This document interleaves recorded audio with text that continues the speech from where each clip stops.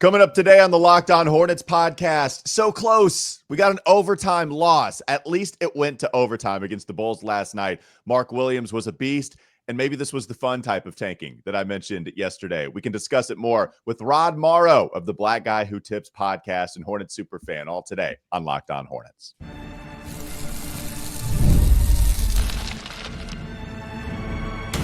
You are Locked On Hornets, your daily Charlotte Hornets podcast. Part of the Locked On Podcast Network, your team every day. In a minute, cuz we live.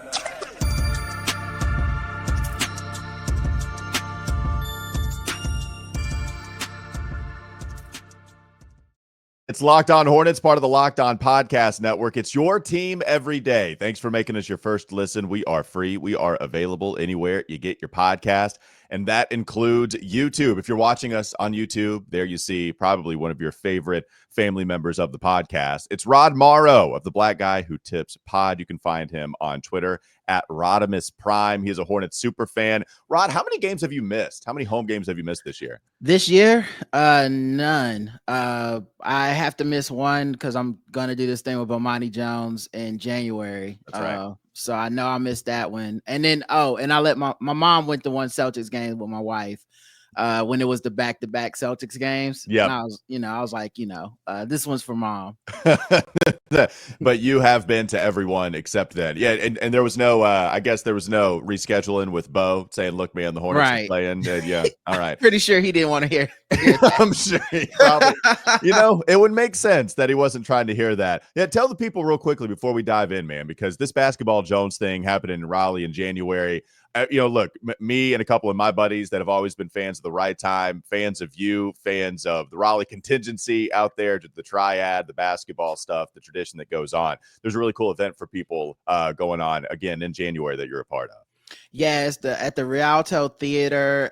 It's January 29th. It's like the day before Duke plays Carolina, I believe.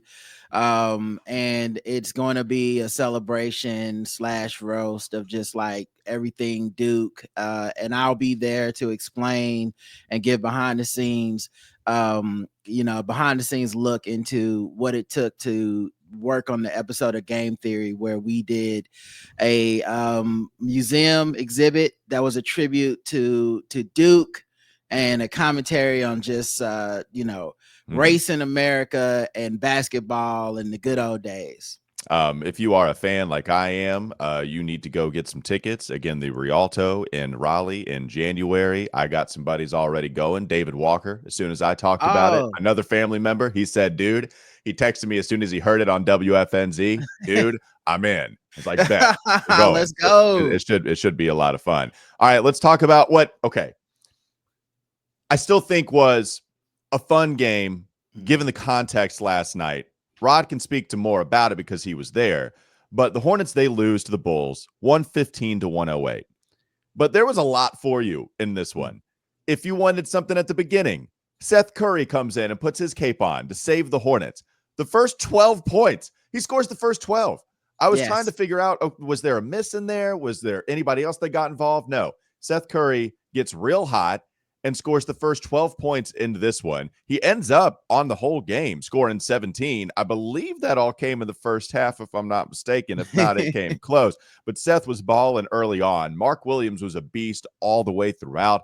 There was an overtime performance. Miles Bridges hit what was a wild three. Vucevic, a Christmas gift. He forgot it's not Christmas anymore. He said, here's a couple missed free throws. Here's some Chick-fil-A, and here's some free basketball. In the end, the Bulls would just get hot in OT. The Hornets had no chance once we got to the extra 5 minutes. But an exciting game. Rod, I want to get to you on the excitement, even if it was a loss.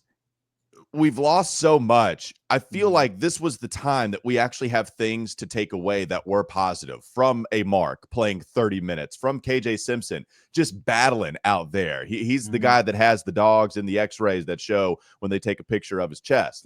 There are some fun stuff here that we can take away from this one.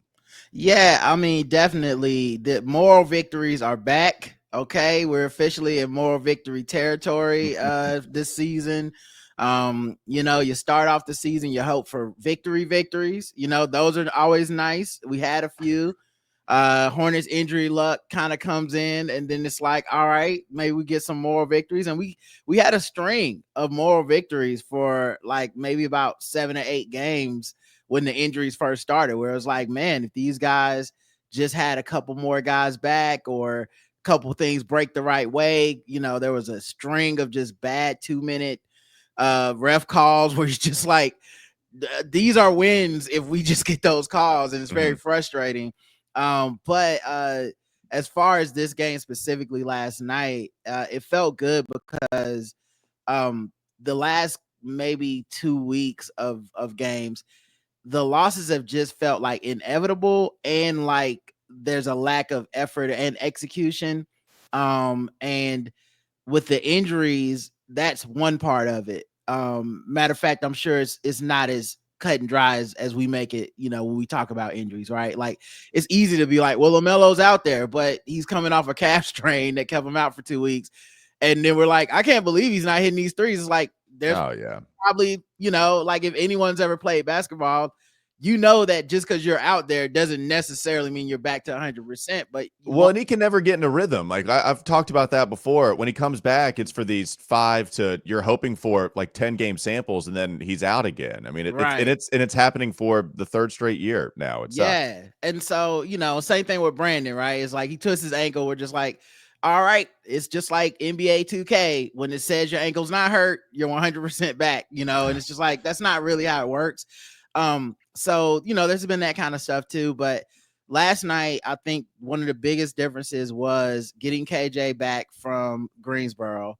I really think those guys going down there, playing well, getting some experience, and actually having roles within the team matter. And I also think the coach has a little more leverage with those guys because everything's a fight for them to make their rotation. Isaiah Wan comes in. The first thing he's like is, I'm gonna play hard defense. Like we get this guy because he's a scorer, and he's just like, coach said I can't play unless I'm playing defense. And so I think that hits more with those guys than say like a LaMelo or Brandon, who are gonna play because they're your guys, And so I feel like that contributed last night a lot to like just having some people out there that match the effort and the execution. And of course, the biggest thing is probably Zach LaVine didn't play because he's an absolute Hornets killer. Did you have flashbacks? Because when Miles Bridges hits the 3, the double clutch, like Marcus Page-esque 3, the 3 that everyone forgets about, right? When he hits that, I have Zach LaVine flashbacks, stealing the inbounds pass. Yes. Presence of mind, Reggie Miller style, going back to the 3-point line and draining it. There was more than a second left, which means there was more than enough time for pain, and I had flashbacks. Anytime you play the Bulls, you immediately go to Eric Collins. No! Yes. No! Dude, we were in the arena for that game. So we didn't even get to see it like on I don't even know what I've never watched that highlight. It hurt so bad. And we were sitting next to the biggest Chicago Bulls fan apparently in the world. Oh God. Who then stomped through our entire section just talking straight trash.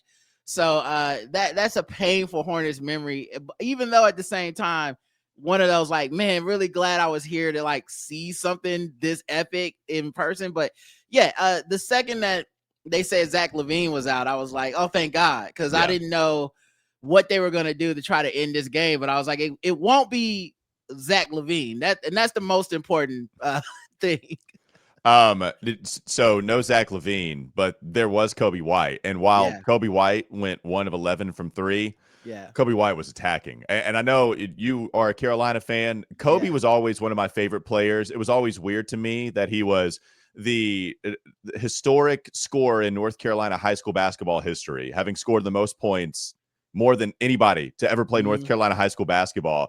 And he was a high recruit, but he also wasn't like top 5. And then Kobe just shoots all the way up to being a lottery pick the very next year. I don't know if people thought he was supposed to be this one and done. Love Kobe. It's cool to see him play well. It's one of those Eric Collins, Del Curry type things. Okay, get those out of the way early. When you love somebody, when it's Kelly Oubre, when it's Patrick Williams, when it's a Charlotte kid. All right, that's it. You're done. Yeah. Kobe wasn't done though. Like he kept going down the lane. So that was cool to see him as a Carolina fan play well, but also not so much as a Hornets fan. Nah, he's had a great career too, because he's had like some ups and downs with like starting, not starting, being the guy, not being the guy.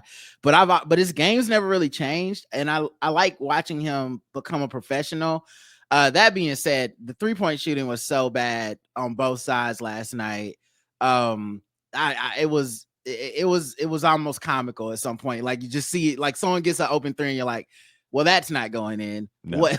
Who's getting the rebound? What are we doing? Crash the boards here, like so. Yeah, 1 for 11 was crazy considering his impact on that game. You mentioned the missed threes. It was a huge storyline. It was a storyline just like when the Hornets and I forget the team, but when the two teams combined for a 75 missed 3-pointers. I believe it was the Bulls. I thought it was Chicago too. That's right. Okay. I wanted to make sure I was double checking. It was Chicago. So this is the second time they've done this. I don't know. It's not a fluke. It's not a fluke. That's right. This was not an outlier situation. So you look at the Bulls, they go 18 of 60. Yeah. 18 of 60 from deep. And the Hornets go 10 of 43. The Hornets took 43 3-pointers and took 17 less than a basketball team. It's wild. And you know what's interesting about that, watching the flow of the game, I wouldn't say there was a single three that they shouldn't have shot, like meaning that they're wide open and both teams are leaving each other wide open because both teams are bricking.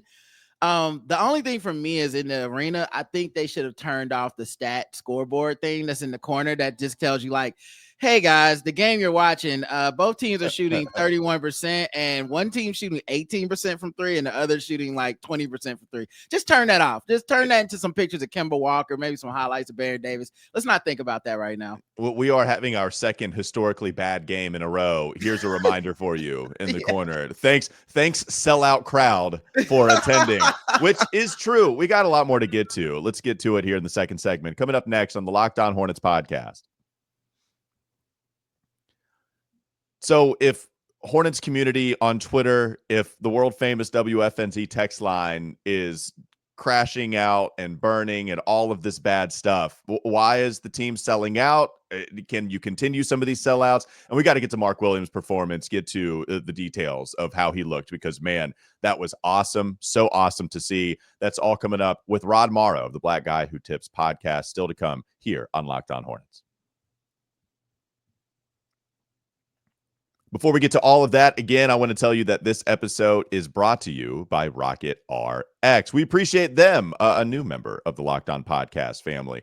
Today's episode is brought to you by Rocket RX, and if you're ready to boost your confidence and take control in the bedroom, Rocket RX has the solution. Imagine feeling more prepared and performing at your best. Rocket RX makes it simple and stress-free. Rocket RX offers FDA-approved treatments for erectile dysfunction at a lower cost than branded alternatives. No more uncomfortable doctor visits or pharmacy trips. Everything is delivered straight to your door in discreet, plain packaging. With Rocket RX, you'll get trusted care from a real U.S. clinical team, complete a quick 100% online consultation, and you could get your free prescription today. Visit rocketrx.com to get started now. It only takes 2 minutes. Right now, our listeners can get 40% off your first order when you use code LOCKEDONNBA. That's rocketrx.com, code LOCKEDONNBA. For 40% off your first order, terms and conditions apply. Rocket RX, better sex made simple. Rod Morrow coming back on in just a moment right here on the Locked On Hornets podcast.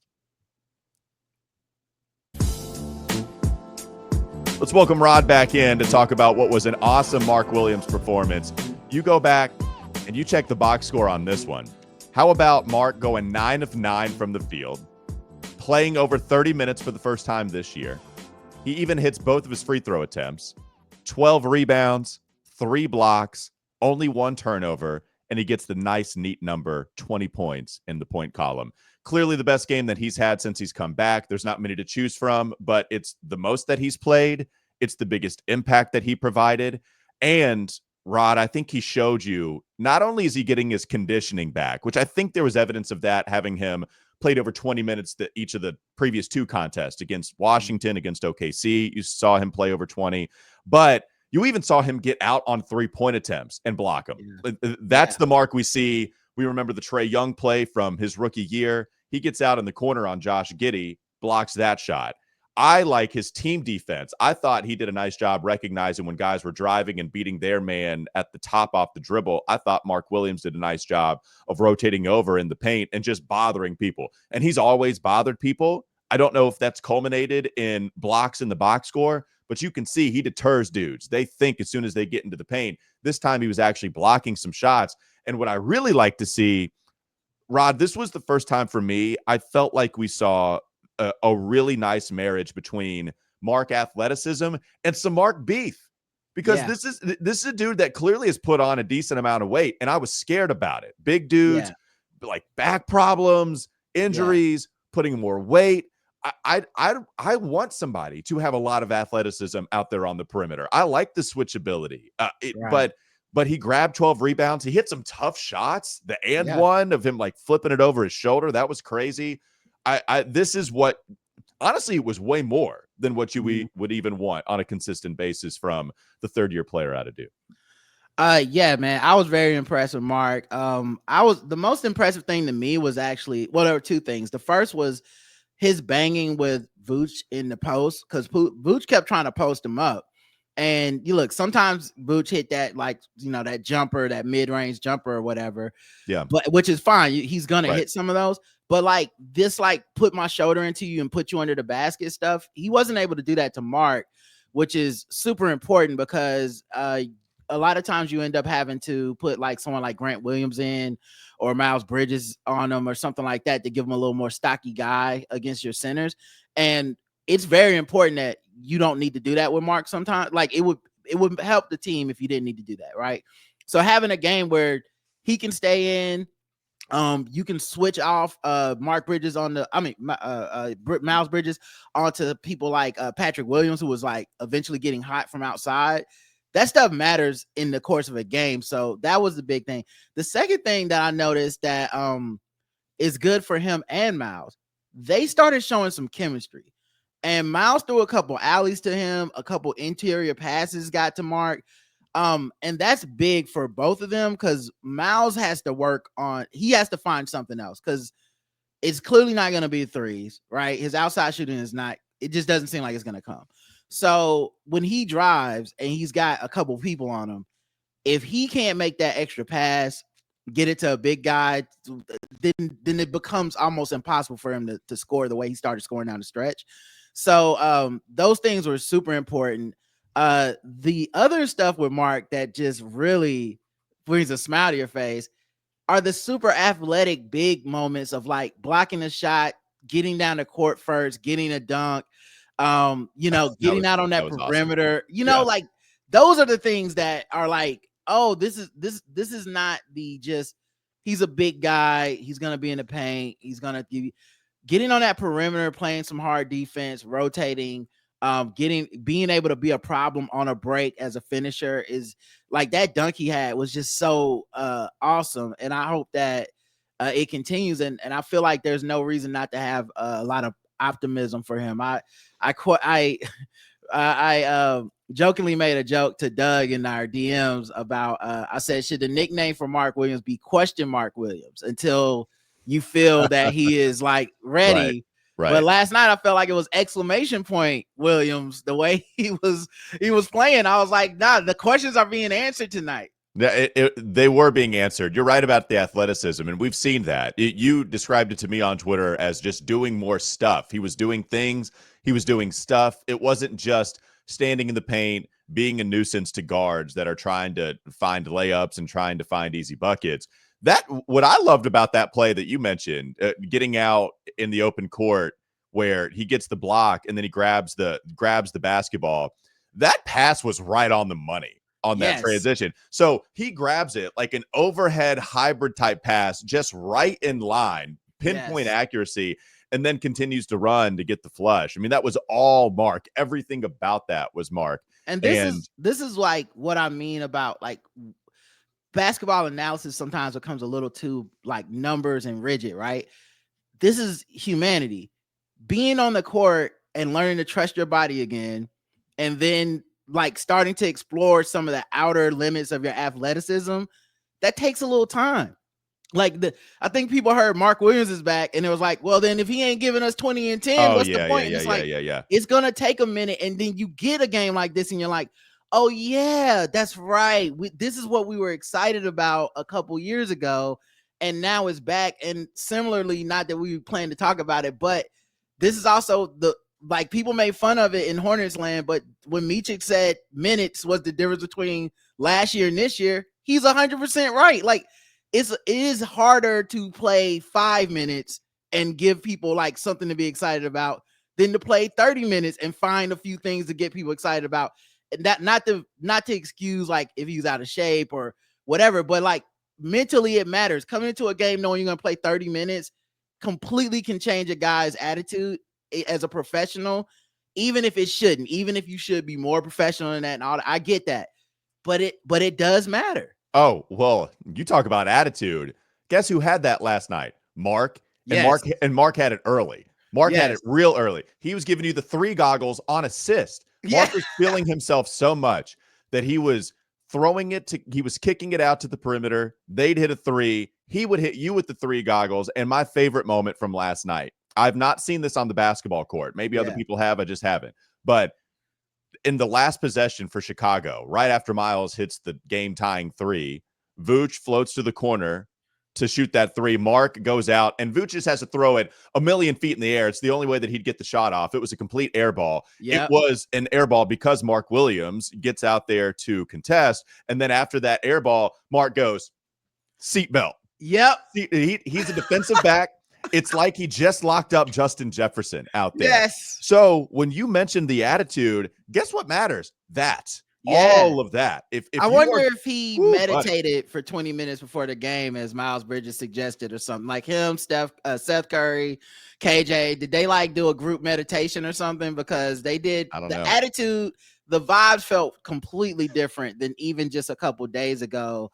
And it did seem to matter as far as the effort down the stretch. I think you brought up, yes, all the meditation. Miles can meditate 20 minutes before a game all he wants to. It really does that mean that you're going to drive more? Great. Right. Does that mean you're going to shoot more? Right. Not so great. It's just Right. how it's been with Miles. Driving Miles is good. Playmaking off of the drive, Miles, and then finishing through contact. All of that is the best version of him as a basketball player. Right. And you hope to see more of it. Last thing with Mark, all of our conversation is tied together with some of the points you made. But you mentioned Miles, like with some of those post passes. We saw a really nice pass to Mark from Vasa Micic, who got a paint touch last night. I think that was missing a ton. So just give me, you know what I want? Just give me an easy flush for a bucket on some of these half court sets. And as athletic as Nick Richards can show himself to be, he's not as big as Mark. He's not as skilled. We've already discussed, Doug has already admitted for a while now that he's not hiding a 3-point shot under a bushel anywhere. Mark, to me, is skilled enough. He does have good hands. He knows where to be on the lob. And how many easy buckets do you think now have increased since Mark's presence on the court? Even with unconditioned Mark. Like 4? He's averaging double digits. And these aren't your, like, the guys handling the ball aren't even your guys, really. You know what I mean? So, like, a guy like KJ Simpson, Isaiah Wong, they still don't have the chemistry with Mark to, like, throw that thing up there in the way that LaMelo does. And even in the way that Miles showed last night, which I haven't really seen that part of Miles' game before, where he's throwing the alley instead of, like, receiving it. But it changes everything. When you watch games where it's very difficult for them to score, many people focus on the threes, but the threes are essentially like we had to do this because we couldn't do that type of shots in a lot of these cases, right? It's, hey man, we worked this thing for 15 seconds. It ain't happening. Melo, can you give us a one leg step back, like miracle shot, please? And Brandon, can you give us like some kind of fast, like 3-point shot? It's dope when you can be early in the shot clock, come off a pick, throw that thing up there. Mark comes down with it. And it's something that Diabate can't do. which is no knock on him. It's just literally like, look at his body. Charles Lee said it. It's just he's Yeah. not tall. Charles Lee literally said it. He's like, we love Musa. He's 6'7" in the post. Exactly. He's maximizing everything about himself, but you can't maximize being that much above the rim. Nick Richards, who I do love his game and everything, but it's not it's not that he's not able to be the high flyer that Mark is with the control in the air. Like when you just throw that thing up there, Nick might get it if he's wide open, but Mark will come get that thing in traffic, man. Like you're gonna have to foul him or contest in a way that I don't think you have to with our other guys. And obviously Grant Williams, that's completely off the table for him, even before the injury. So yeah, it's great seeing easy buckets, and it just opens things up. It's sad that our shooting is so bad from outside because the shots are wide open because of the threat of Mark Williams in the paint. Yeah. Last thing, in that Rockets game, you mentioned the shots being there. That's why in the first half, and I heard Doug say this on his solo episode after the Houston game, the actions were good. There was like side pick and roll between Melo and Mark. Okay, I absolutely would draw that up myself. I would love to exploit that. You have 3-point shots that are open. They're just missing from the corner. The 3-point shots, they're not falling. It sucks because this is a 3-point oriented system. And if you're not hitting 3-point shots, then okay, like there probably is some fair questions to ask about how Charles Lee can tailor the offensive system. It's fair. This is a question I'd like to ask him next time I'm around him. It's how do you coach a basketball team where you have a system and the players have to acquiesce to a system is successful once they're hitting on all cylinders, right? Right. And how much do you tailor that and go to something that you don't want to deploy, like that you don't want to have as that's a tough conversation. That's a real tough thing to do if you're Charles Lee. So we could talk more about it. We have one more segment to go. Coming up next on the Locked On Hornets podcast, we'll get more from Rod Morrow, some of the details on this game, this Bulls-Hornets matchup going to OT. And I also, again, Rod is the optimist. There are some people that need some optimist views. So we need to get to that here in the last segment as well. That's all still to come here on LOH. This episode is brought to you by Rocket Money. Did you know Rocket Money could help you find any subscriptions you forgot about or that you were paying for even twice? It happens all the time. It even could happen to me. I'm sure I am paying for a bunch of subscriptions I don't even know about. Rocket Money is something that can help you. Rocket Money is a personal finance app that helps find and cancel your unwanted subscriptions, monitors your spending, and helps lower your bills so you can grow your savings. It brings everything together in one place, whether it's subscriptions, your spending habits, or even the goals you want to hit this year. Rocket Money has over 5 million users, and they've saved a total of $500 million in canceled subscriptions, saving members up to $740 a year when using all of the app's premium features. So cancel your unwanted subscriptions, reach your financial goals faster with Rocket Money. Go to rocketmoney.com/lockedon today. That's rocketmoney.com/lockedon, rocketmoney.com/lockedon. More Locked On Hornets ahead.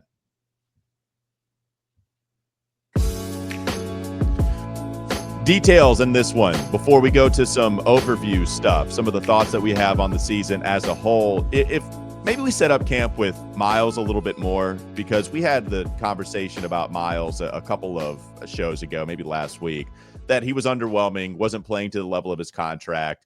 The contract already was, I don't want to say halfway committed. I think it was just a smart deal, especially from the team. It's a descending contract. So you're paying him $27 million, but it goes to 25 and then around 23, 22, the third year of this deal. I think he's certainly a helpful basketball player. He has not played very well this year. It's the first time that we've seen him with an injury. When Miles has been on the court, or he's been available when he wasn't arrested for a felony domestic violence charge. When he was available, and it was because of his health. It was because he was considered this Iron Man, and that hasn't even necessarily been the case this year. He's missed more games than we're used to, than he's used to. So, like, I'm willing to, consider that a part of the problem. But you're right, Miles has never been a real consistent three-point shooter. We reference it quite a bit. He had the 1 year. It wasn't even like the mini fringe all-star season that he had. It was the year before that he shot well from three. He just figured out how to play pretty well without it. 31 points last night. Miles goes 2 of 13. He hit the big one, but he also missed the big one before that. And it was ugly play, ugly shot. All of it was pretty ugly.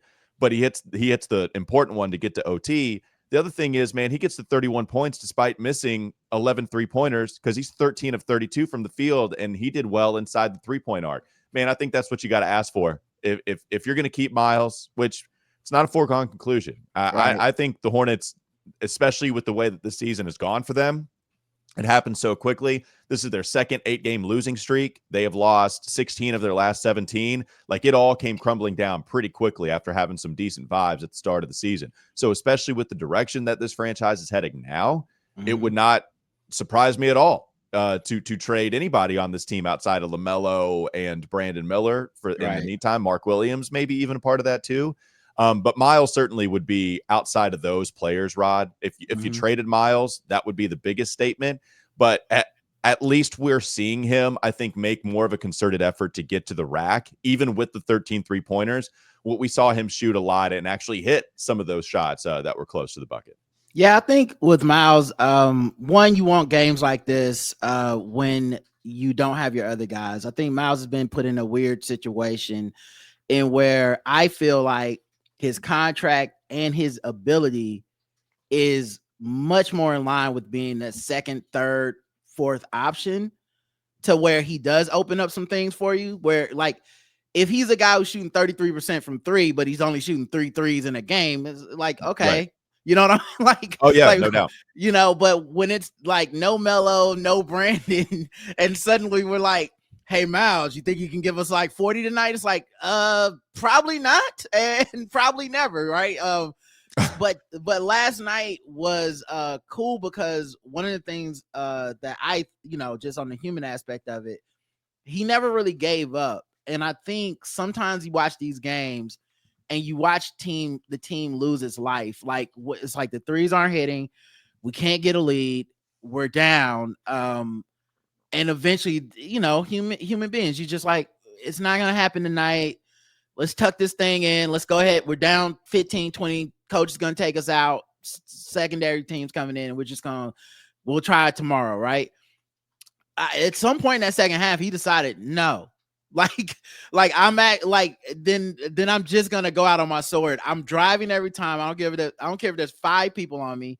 I'm going. If Mark's open, I'm throwing that thing up. If I'm and he never lost confidence in shooting his 3, even though they was bricking. He was just like, if they're giving me the shot and coach is like, this is the shot, I'm taking the shot. And so I was impressed with that. I actually thought his defensive effort was much better than a lot of times it typically is.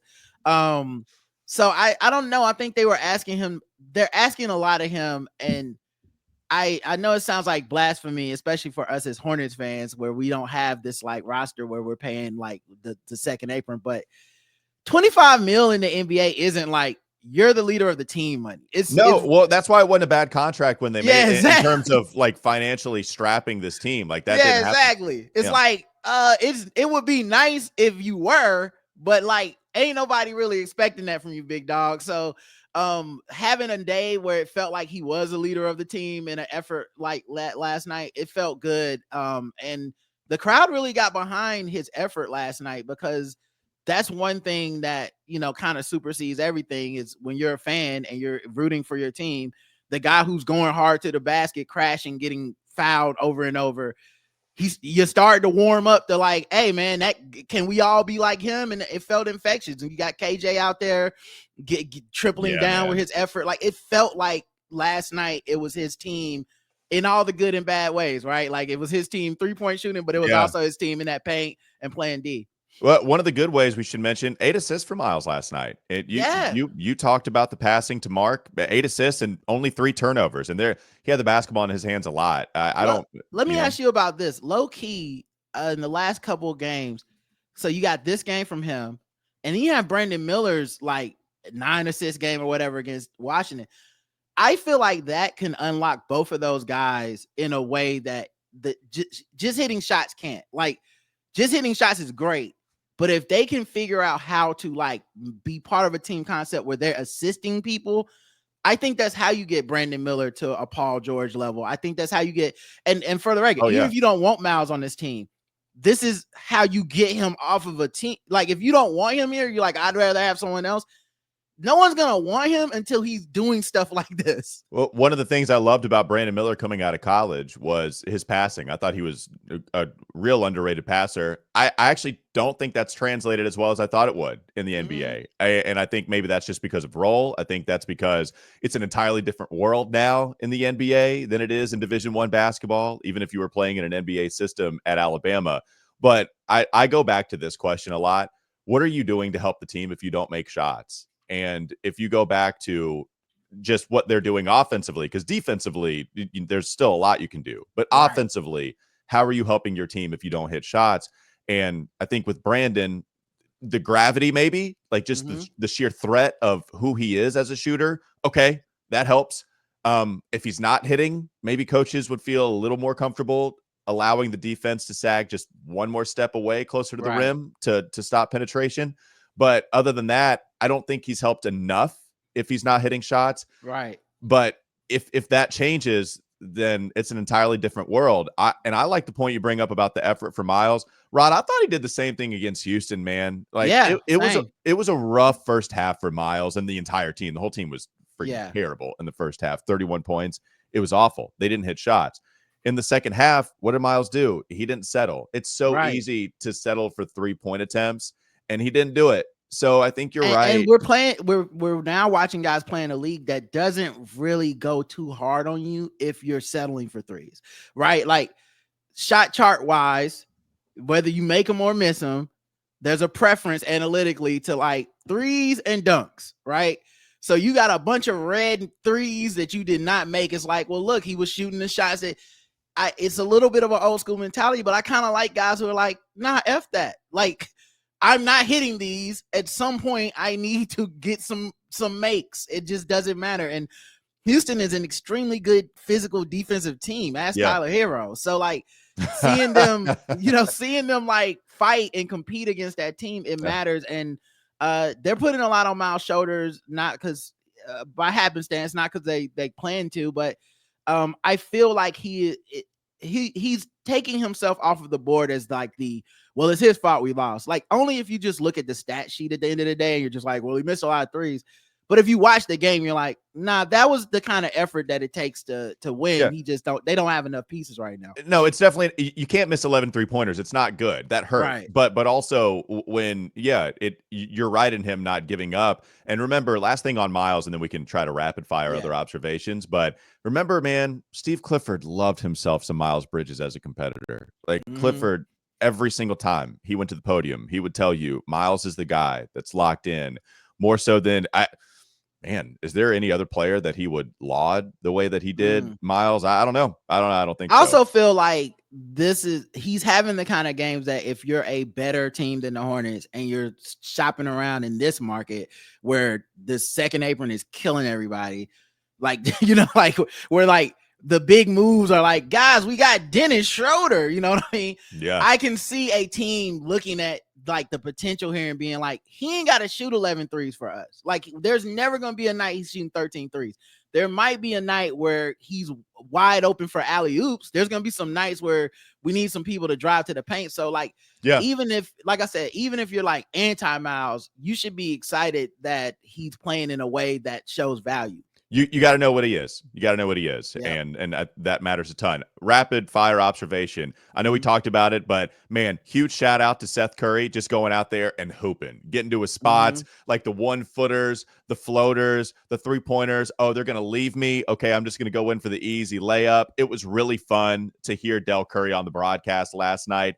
The clips from him just being all the way a proud pop. Eric Collins feeds into it so well, but everybody knows those guys are legends. That was a really cool moment. KJ Simpson gets called up from Greensboro. Doesn't have a great offensive night in the form of shooting 2 of 7 from the field, 0 of 4 from distance. Got to the foul line a few times, hit 2 of his 3 free throw attempts. But if you watch KJ, there are times where they're running different actions with him involved. He's setting screens, and then he's leaning on you. And he's just not making it easy for you to fight through them, while he is also trying to fight through screens on the other side. This is an older basketball player. I like taking like the talented, fun, skilled players in the second round, even if they're, so they're 3 years in college, which means you're ancient when you go to the NBA. I like doing exactly what the Hornets did, choosing that kind of guy early in the second round. But KJ, he's also D'ing up Cole Anthony, which is, Cole's a problem. Like, my wife was saying during the game last night, she's like, I'm shocked Cole doesn't have like 30, like already. Just we're just not like, because it felt like the kind of game where one guy like that takes over, and then you just go, well, we tried, and he was playing hard D. The second thing is, when you don't have Micic, like when he's out of the game, there's no real backup point guard if KJ's not on that team. And in a lot of cases, that's really when you lose the game, right? Like, you put your secondary unit in, you're already hemorrhaging, meaning you're not planning to go on like some 20-point run.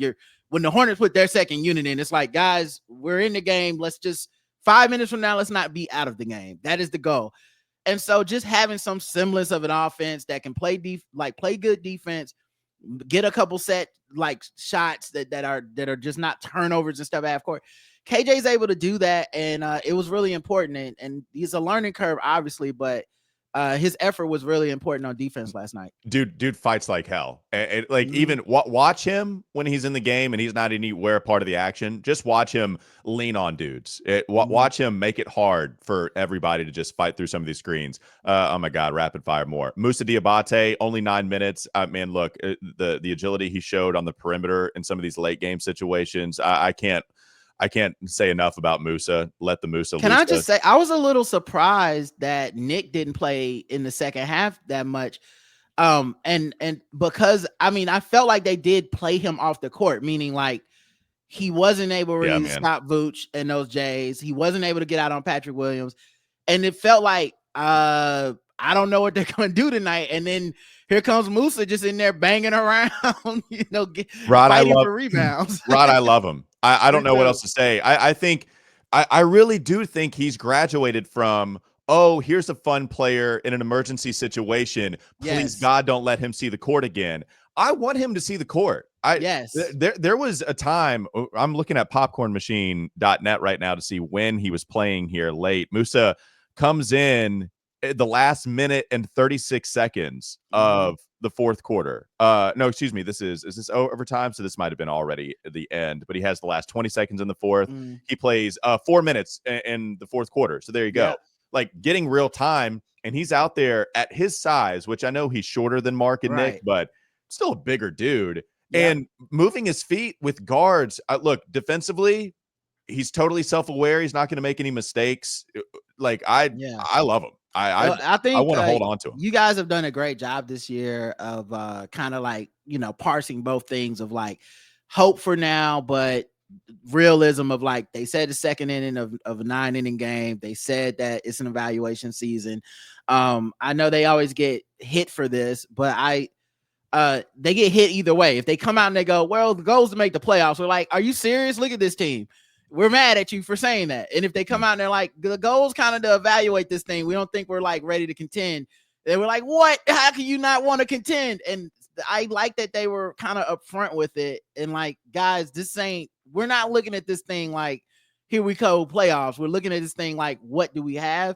And I really think their player personnel department deserves a lot of credit, because these dudes that come in now feel more like professionals and not as much of a project. Even the guys I thought were going to be projects, like Moussa's not a finished product, but you see some potential there of like, yo, this dude's going to be in the league. Like if it's not for the Hornets, he'll be in the league somewhere. KJ Simpson feels like a professional basketball player. Like he's not done yet. He's going to get hopefully better, but you have these moments where like, this isn't us looking at James Bouknight and like wishing. This isn't us looking at Kai and going like, I hope one day. We're not just looking for potential flashes or plays here or there. You're looking for consistent contributions throughout the game. And it's felt like that this year with these secondary guys. By the way, last thing, KJ Simpson, Isaiah Wong, Daquan Jeffries, Tijan Salon, Moussa Diabate.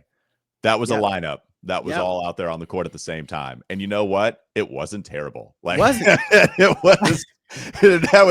I didn't end up doing the math. But think about how many games those guys have under their belt. Okay. Yeah. I'll say the names again. KJ Simpson, 0 last year.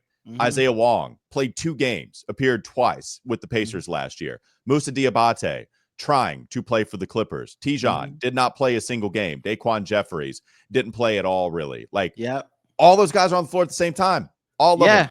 And it just, like I said, it felt tons different as a fan than just like those days where you're like, hey, maybe Kai catches an alley-oop. You know what I'm like? Hey, look, we got this next 5 minutes. We're probably gonna go on an 0-10 run, but maybe it'll be a 2-10 run because Kai gets one off the rim. This didn't feel like that. These guys have things they can do. And of course, if you had your guys here, if you had your Brandon, your Cody's, your LaMelo, these guys aren't playing these minutes, which is still a good thing in my opinion. Meaning that these are the guys that you don't need to play that many minutes when you have your guys, but these minutes are important for them to get better. And hopefully, one day soon, Trey Mann's back and all that stuff. And we're laughing about these days. Like, man, remember when we had to play that lineup?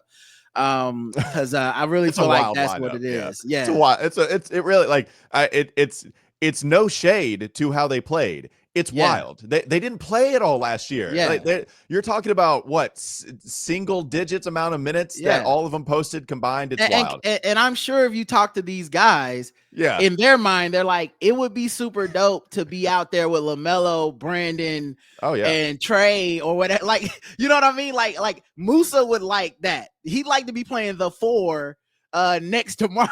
Like it would make his game a little bit better. But I like that they're trying and being professional and going out there and giving it a good effort. All right, David Locke's gonna kill me. We went way over, but sometimes when you have a lot of fun, it's all right to go way over. And we had a lot of fun today with Rod Morrow. How could you not? The man hosts one of the best podcasts out there. Black guy who tips podcasts. Find it anywhere you get your pods. Follow him on Twitter, by the way, at Rodimus Prime. I promise you, if I had a Twitter account to keep in my life and I had to get rid of all of them, Rodimus Prime. I'm constantly showing my girlfriend the funny clips of Rod putting out hilarious stuff. Follow this dude. You won't regret it. At Rodimus Prime. Rod, I appreciate it, man. Thanks again for hopping on. Thank you for having me, man. Let's slang some hope, man. I'm a hope dealer. Nah, please. I'll meet you around the corner. No doubt. That'll do it for Locked On Hornets. Thanks for making us your first listen. Have a great rest of your day, and we'll be back with you tomorrow.